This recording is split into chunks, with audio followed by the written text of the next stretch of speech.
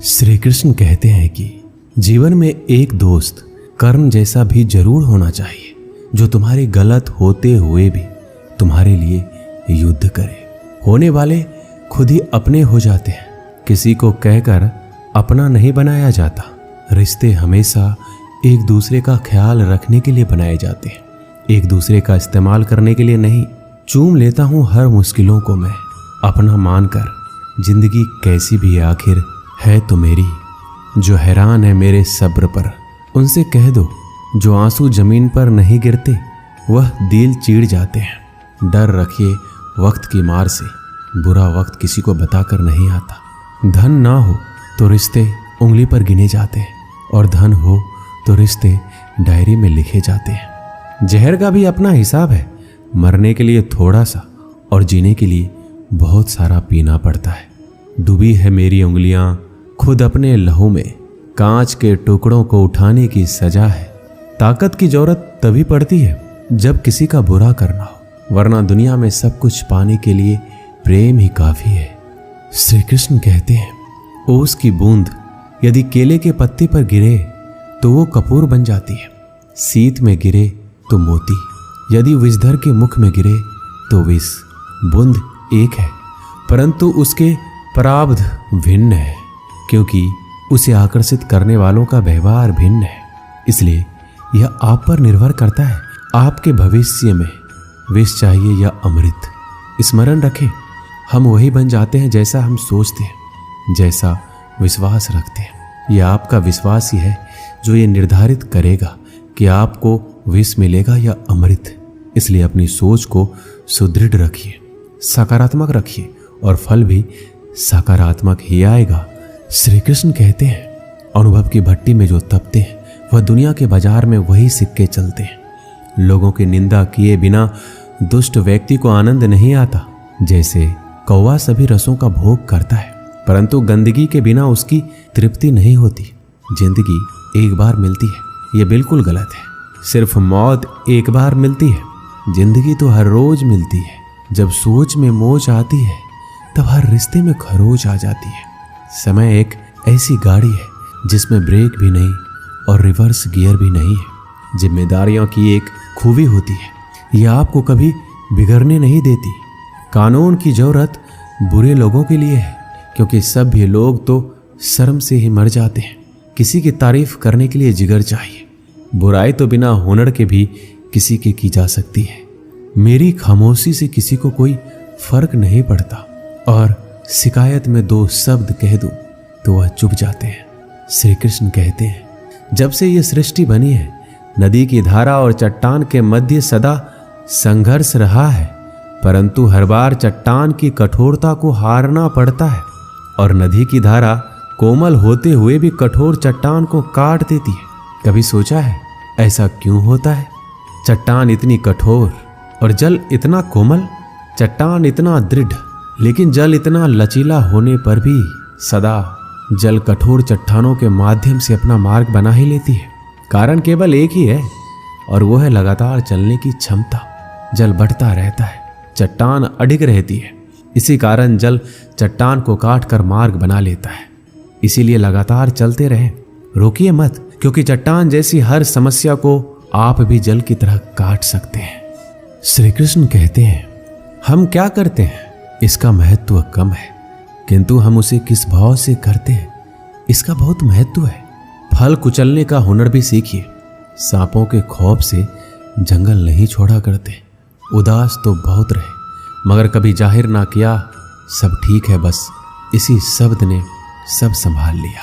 अनुमान गलत हो सकता है, पर अनुभव कभी गलत नहीं होता, क्योंकि अनुमान हमारे मन की कल्पना है और अनुभव हमारे जीवन की सीख। अगर लड़ना ही है तो अपने कड़वे स्वभाव से लड़ो, जो किसी को अपना नहीं होने देता। गुस्सा बहुत चतुर होता है, अक्सर कमजोर पर ही निकलता है। धूप बहुत कड़ी है, बदन जल रहा है, कुछ तकलीफ जरूर है, पर घर चल रहा है। वक्त वो तराजू है जो बुरे वक्त में अपनों का वजन बता देता है। जिसमें नुकसान सहने की ताकत हो वही मुनाफा कमा सकता है, फिर चाहे वह कारोबार हो या रिश्ते। श्री कृष्ण कहते हैं जिम्मेदारियां भी खूब परीक्षा लेती है, जो निभाता है उसी को परेशान करती है। कहीं ना कहीं कर्मों का डर है, नहीं तो गंगा पर इतनी भीड़ नहीं होती। जो कर्म को समझता है उसे धर्म को समझने की जरूरत ही नहीं। पाप शरीर नहीं करता, विचार करते हैं, और गंगा विचारों को नहीं सिर्फ शरीर को धोती है। शब्द का महत्व तो बोलने के भाव से पता चल जाता है, वरना वेलकम तो दरवाजे के गेट पर भी लिखा होता है। मन की लिखूं तो शब्द रूठ जाते हैं, और सच लिखूं तो अपने रूठ जाते हैं। जिन पैसों में अपनी मेहनत की महक ना हो, वह पैसा सुख के साधन तो दे सकता है, लेकिन मन को शांति नहीं। बचपन कितना खूबसूरत था, तब खिलौने जिंदगी में थे, और आज जिंदगी खिलौना है। श्री कृष्ण कहते हैं, आपने किसी फल को पेड़ से अलग होते हुए देखा है? बड़ा दुख होता है जब आप अपने उद्यम से अलग होते हैं, परंतु ये दूरी भी आवश्यक है। आप फल को ही ले लीजिए। अपने जीवनदाता वृक्ष से अलग होकर ये न केवल किसी की भूख शांत करेगा, अपितु इसके भीतर के बीज से एक नए वृक्ष का सृजन भी होगा और कई फल उगेंगे। सृजन की प्रतिक्रिया में पीड़ा आवश्यक है। यदि पीड़ा नहीं होगी तो सृजन नहीं होगा। पीड़ा अपने उद्यम से दूर होने में, इस फल की भांति हम मनुष्य को भी अपने उद्यम से, अपने सगे संबंधियों से अलग होना पड़ता है। और यही अलगाव एक नए सृजन को, एक नई सृष्टि को, एक नए विकास को जन्म देता है। इसलिए ऐसे अलगाव से दुखी मत होइए, उसका स्वागत कीजिए, क्योंकि ये विकास की नींव है। श्री कृष्ण कहते हैं, गलत फहमी में जीने का मजा ही कुछ और है, वरना हकीकतें अक्सर रुला देती हैं।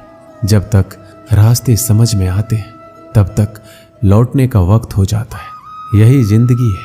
प्यार नहीं बिकता किसी के लिए, मगर इंसान बिक जाता है अपने मतलब के लिए। जब तक किसी अपने से धोखा ना मिले तब तक समझ नहीं आता कि जिंदगी क्या है। काश उस जाते हुए वक्त को रोक सकते, आपके साथ गुजरा हुआ हर समय जोड़ सकते।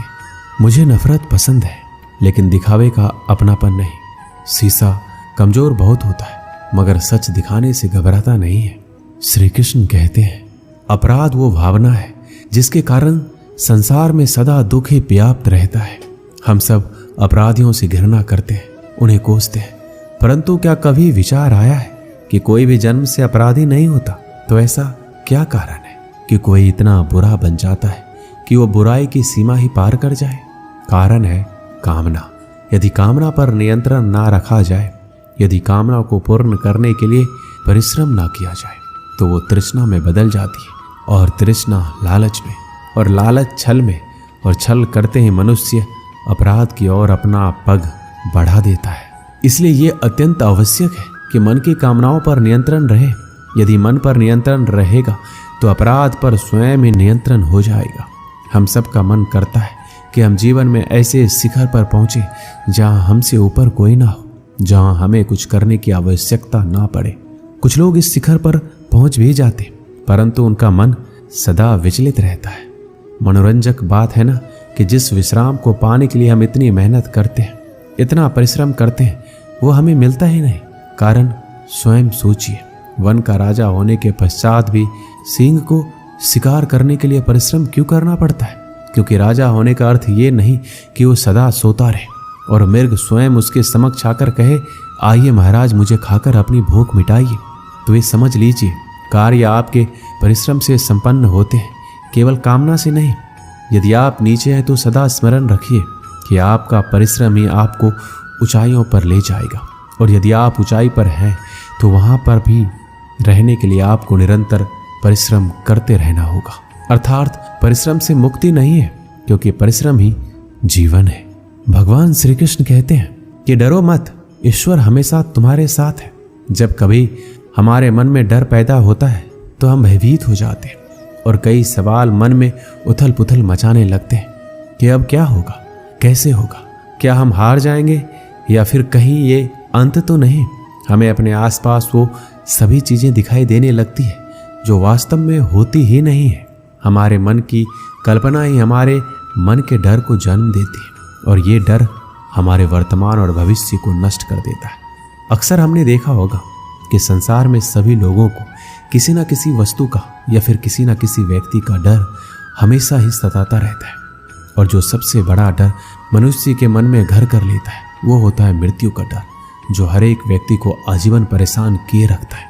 आपने देखा ही होगा कि माता पिता अपने मृत्यु से पहले अपने बच्चों के लिए वो सब कुछ करना चाहते हैं जिससे उनके बच्चों को अपने भविष्य में किसी तरह की परेशानी ना हो और जो उनके जीवन को सरल बना सके।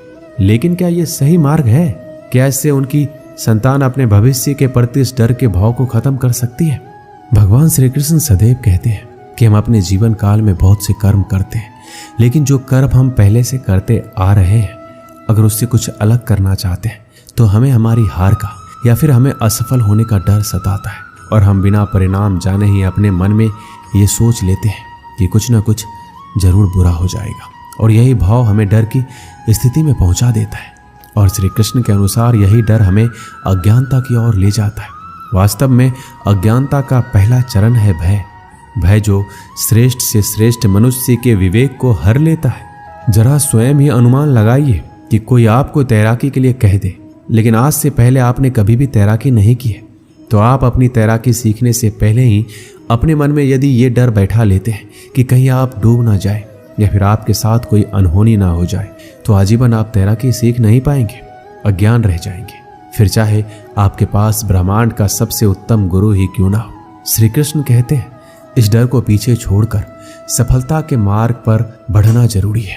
यदि हम अपने डर से पीछा छुड़ाना चाहते हैं तो हमें अपनी आरामदायक स्थिति को त्यागना होगा। जब तक हमारा मन स्वयं को कष्ट देने से डरता है तब तक हमें कुछ भी नया करने से पहले यह हार जाने का या फिर कोई अनहोनी हो जाने का भय सताता है।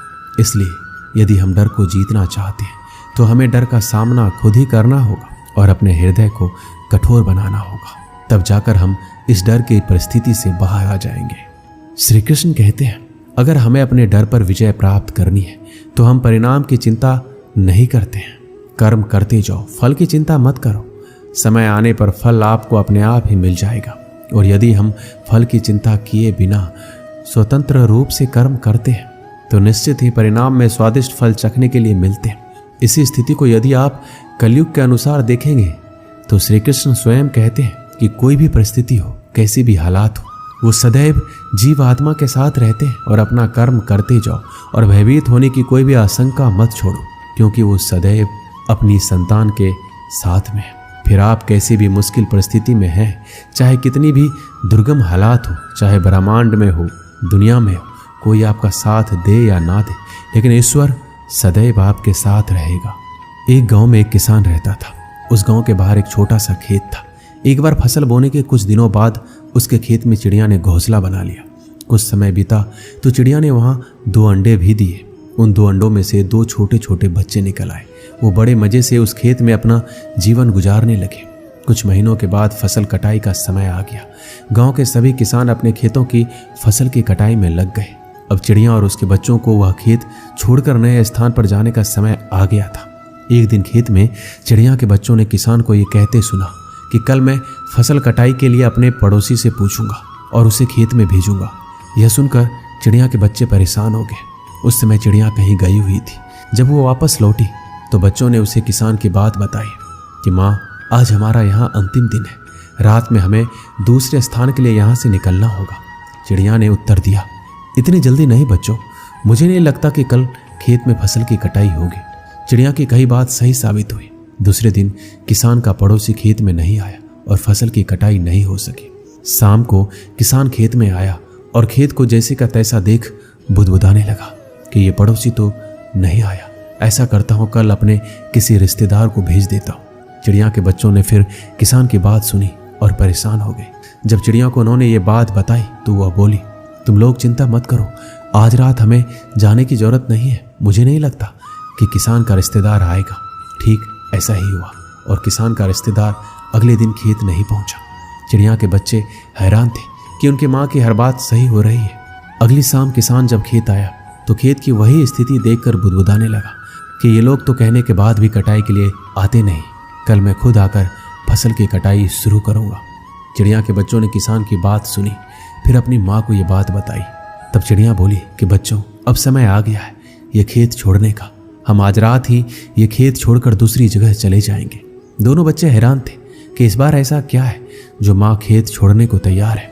उन्होंने पूछा तो चिड़िया बोली, बच्चों, पिछली 2 बार किसान कटाई के लिए दूसरों पर निर्भर था, दूसरों को कहकर अपने काम से पल्ला झाड़ लिया था, लेकिन इस बार ऐसा नहीं है।